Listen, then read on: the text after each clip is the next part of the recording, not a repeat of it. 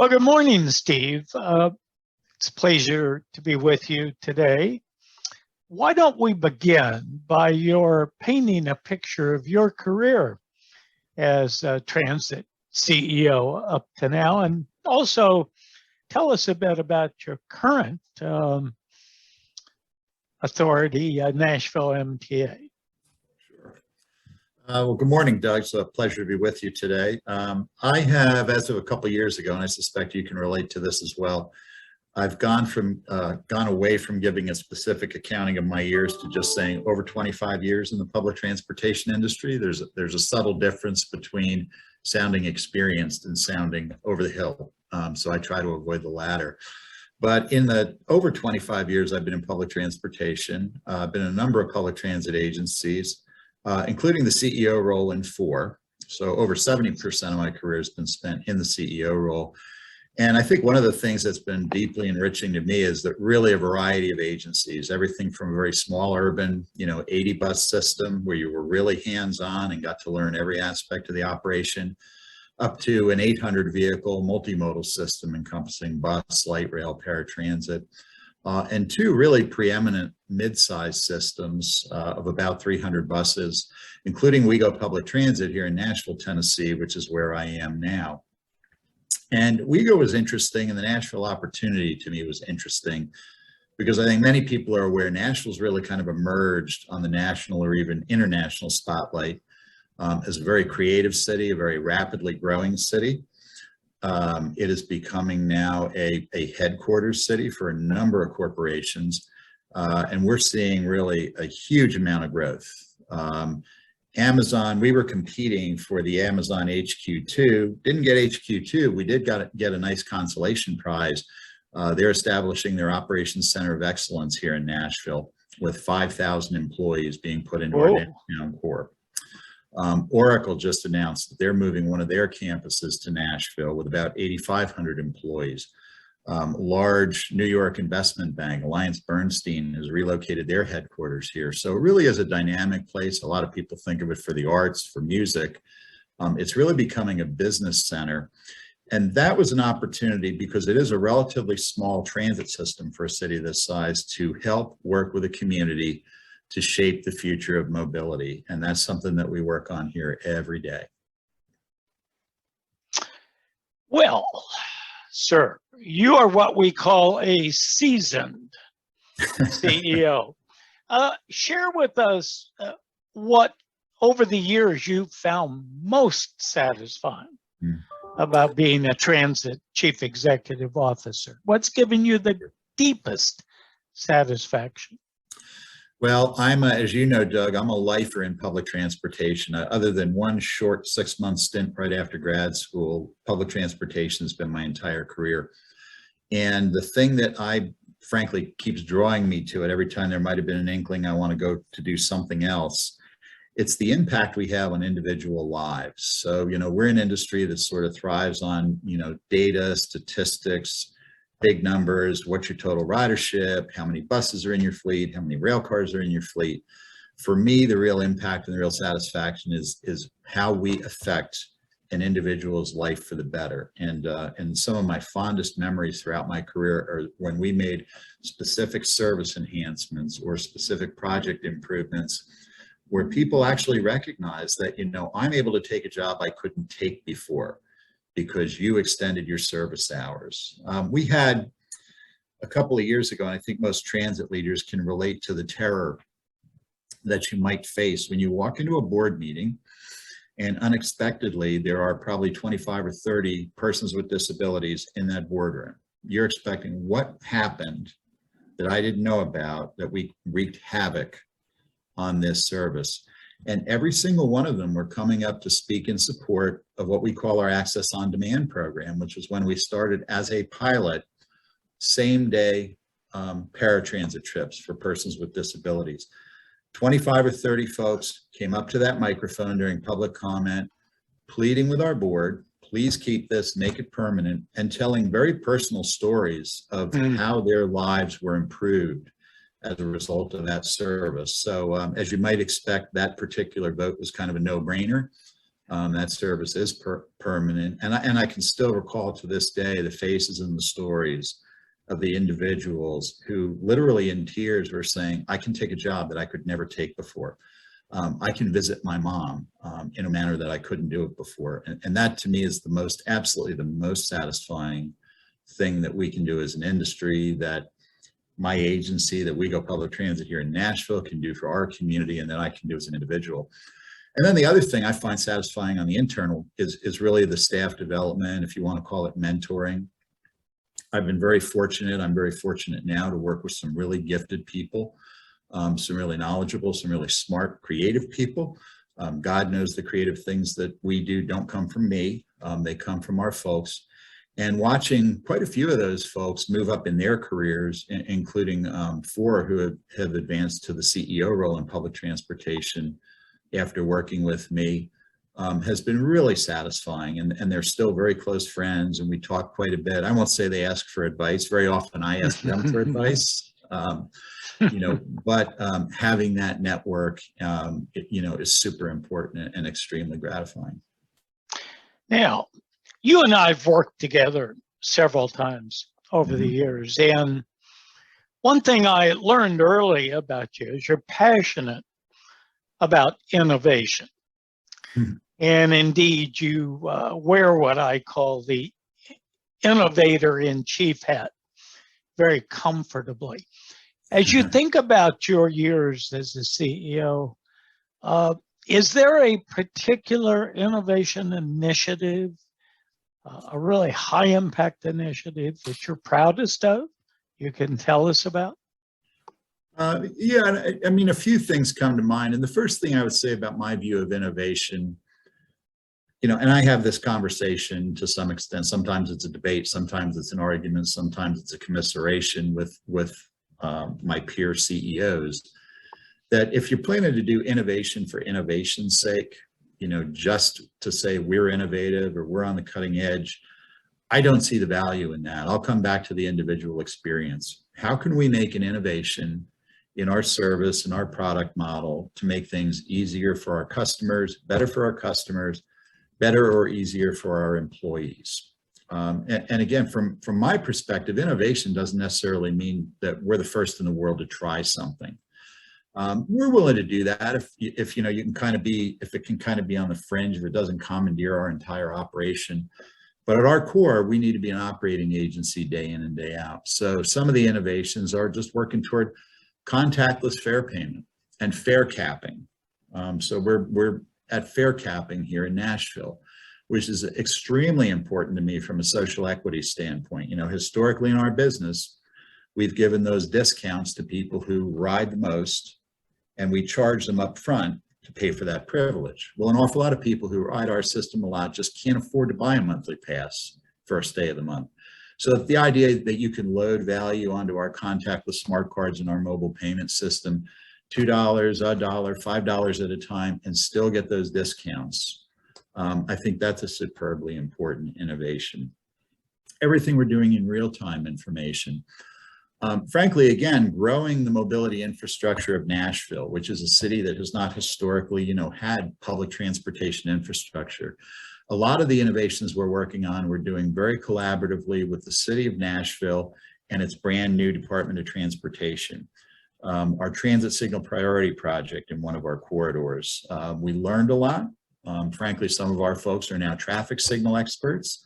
Certainly people in our National Department of Transportation know more about how public transit operates, and that's all to the betterment of our customers, to the point where we just recently received a very competitive Federal Highway Administration grant to deploy advanced intelligent transportation systems in one of our corridors. And we're looking at headway management systems. Nashville has very, very variable traffic conditions. It might take 20 minutes to get from point A to point B today. It may take an hour tomorrow because of a special event, some major event happening downtown. So that the idea that we can dynamically manage our service reliability through up-to-the-minute information in our dispatch center is something that's very exciting, I think, to all of us. And it's also giving us a great opportunity to work with other partners like the Tennessee Department of Transportation and the Nashville Department of Transportation. Well, thank you, Steve. You know, you're not only known as a consummate innovator in public transportation, but also as what I call a board capability builder. And I know just from my work with you that governance has always been a high priority of yours. What is one of the accomplishments on the governance front that you're most proud of? Well, let me kind of speak to that, first of all, broadly from my approach to governance. As you know, when you say, well, I worked with 4 different transit agencies in 4 different cities, I am one of the gypsies of public transportation. Many of my peers kind of came up through a system and sort of stayed in that spot. And a number of my peers have done, what I've done, which is you kind of move about a little bit, hopefully not too much, for both families' point of view or also the agency's point of view. And one of the things I've always said when I interviewed for a job with a board in another city is, look, yeah, I know a few things about public transportation. I know a few things about public transportation finance. I know a few things about business. I know a few things about being a CEO and being a transit CEO. I know absolutely nothing about your city's politics, the social structure of your city. And if we are going to be effective as a team, I need your full engagement and your full buy-in. And obviously I've been offered positions and accepted positions where that particular board chair, we were consistent in that regard. So I would say it's been the ability generally to build partnership with boards and board chairs.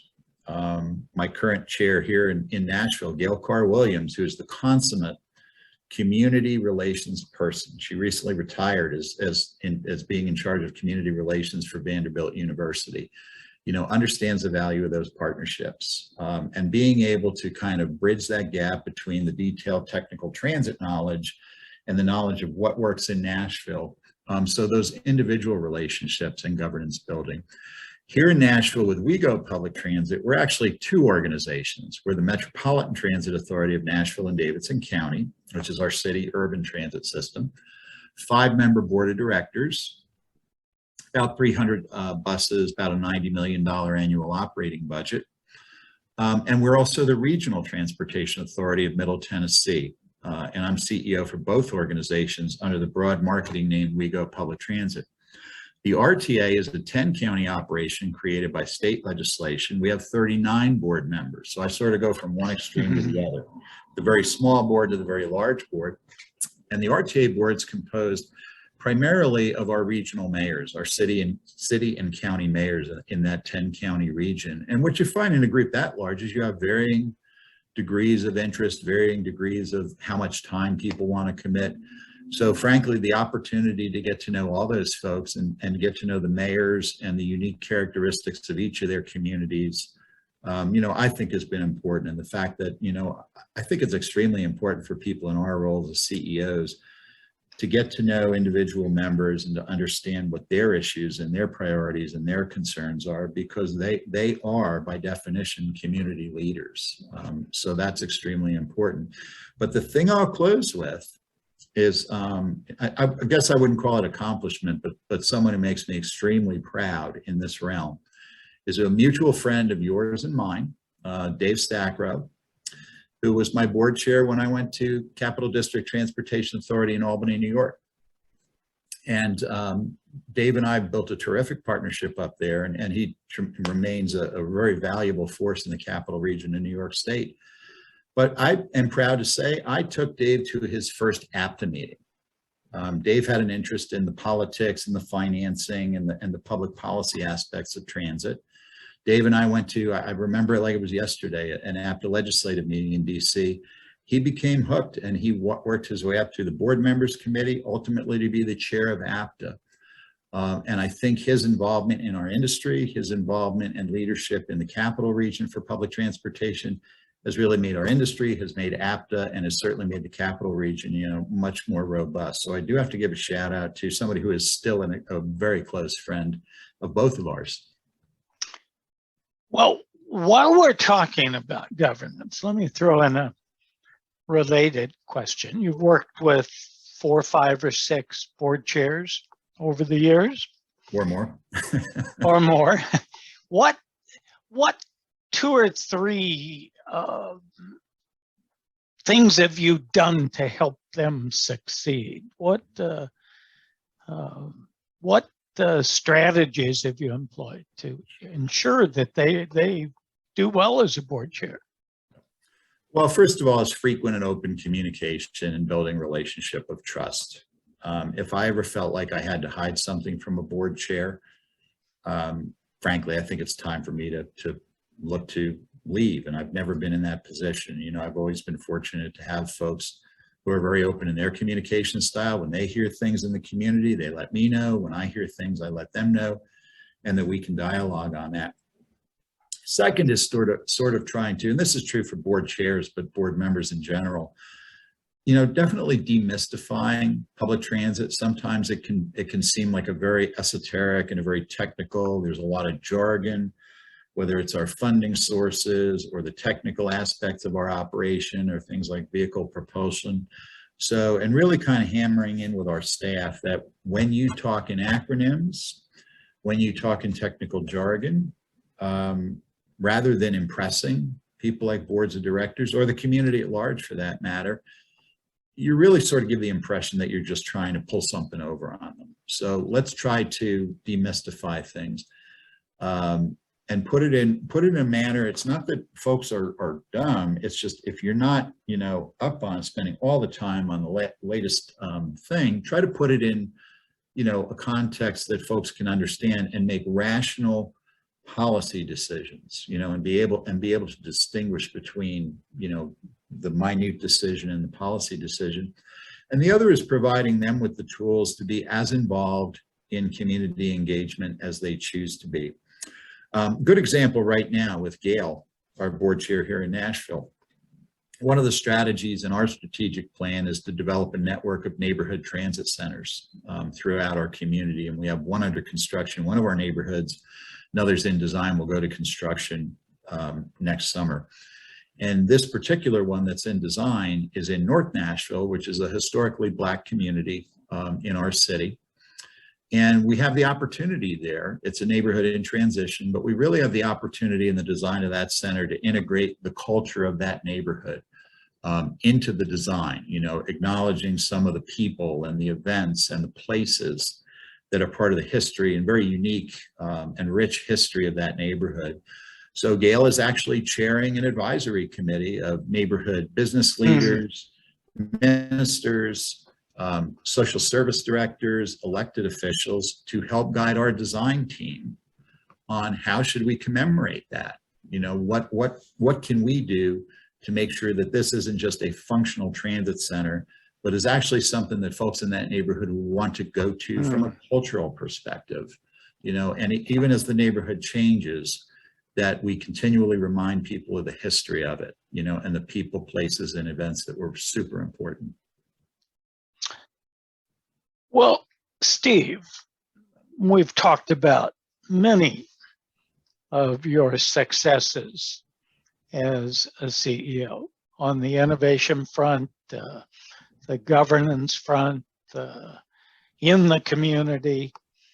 So let me throw in a question, which is a little bit on the downside. As you think back over the years, are there 1 or 2 decisions you've made that, as you look back, you really regret? If you're willing to admit to it. Yeah, first of all, let's clarify. I made dozens of bad decisions, if not hundreds of bad decisions. Well, I don't think dozens. A regret, handful, perhaps. Regret is a word I don't tend to use because I think even, the old saying, that which does not kill us makes us stronger. So whatever bad decisions I may have made, I've learned from and other folks have learned from, and you take that experience and you move on. And I would say a few that come to mind mainly come in the hiring realm. Hiring is a challenging thing, particularly when you're hiring senior leadership, senior managers. They're going to have a huge impact on your organization. Frankly, you're bringing them on board has a huge impact on their career and on their personal lives. In many cases, we're relocating people here or to other cities I've been to. So that's a tremendous, and because I've moved around and moved my family around, I know the impact that has. It's a decision you don't want to make lightly. So I would say the ones where, I probably would have rethought a decision is whenever essentially, frankly, I've brought somebody, on board that looked great on paper, terrific qualifications, but something in my gut said, I'm just not sure this is going to be the right fit.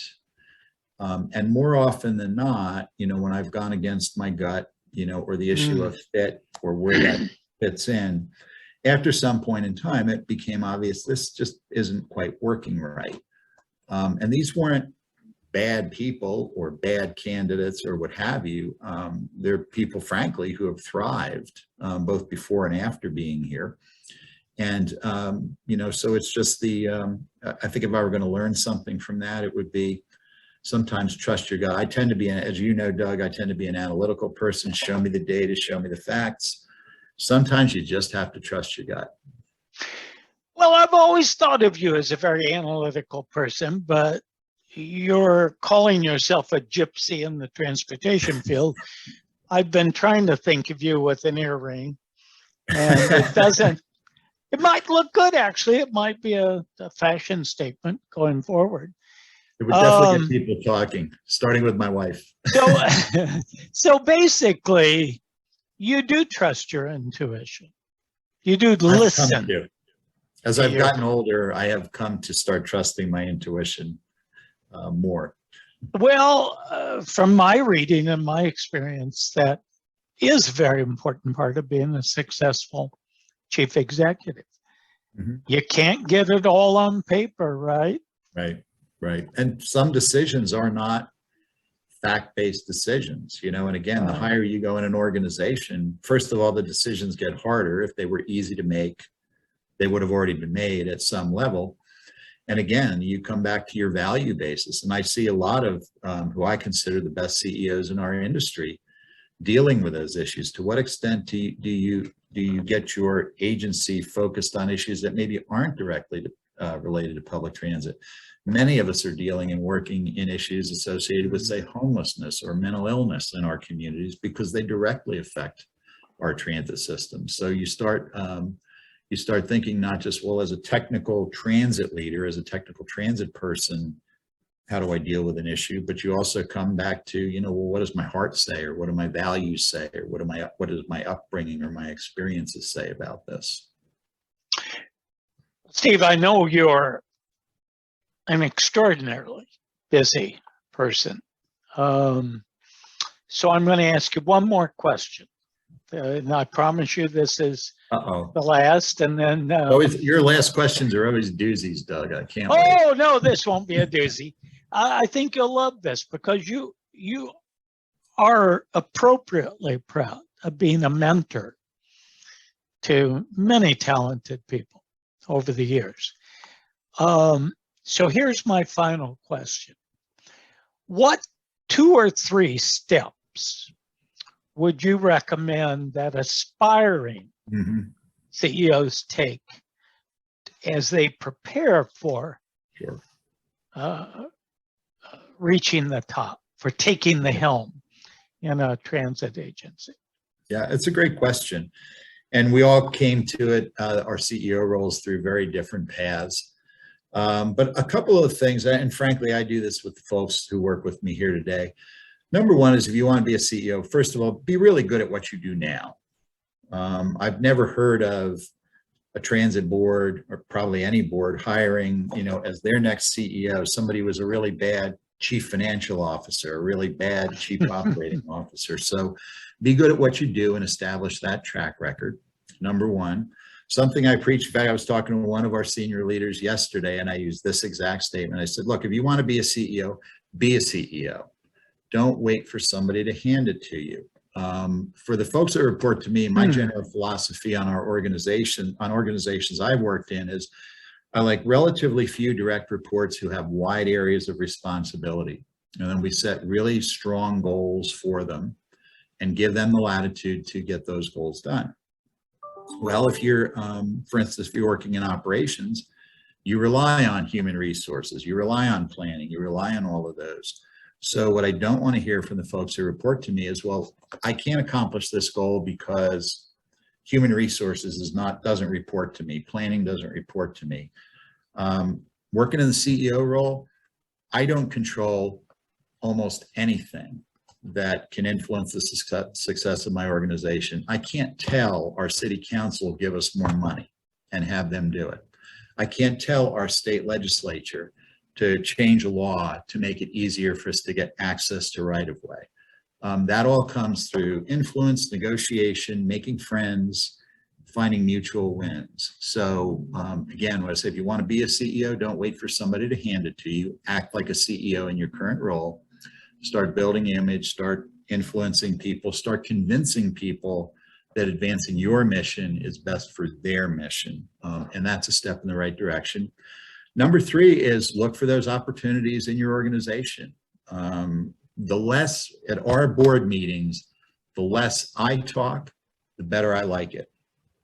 And not just with our most senior leadership, but with our mid-level managers. Do presentations to your board, take the questions. And we do what we call dry runs. And frankly, both on our RTA side and our MTA side, our board members are genuinely nice people. You don't see a lot of sort of the hostility that maybe some transit boards might exhibit in a public meeting. They tend to be, you know, civil toward each other and toward staff.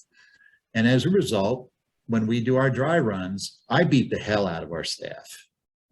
You know, I'm like, I don't know whether the board's going to ask this question or not, but frankly, if they don't, I will.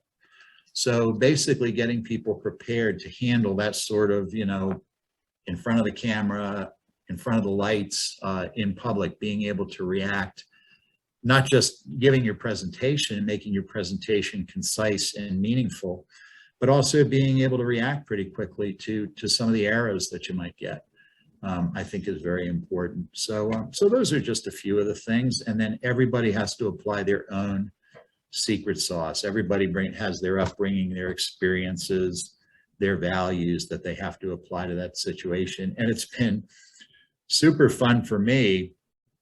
You know, a couple of the folks who have worked with me who are currently transit CEOs, like India Birdsong in Cleveland, Julie Tim in Richmond, both of them are so different.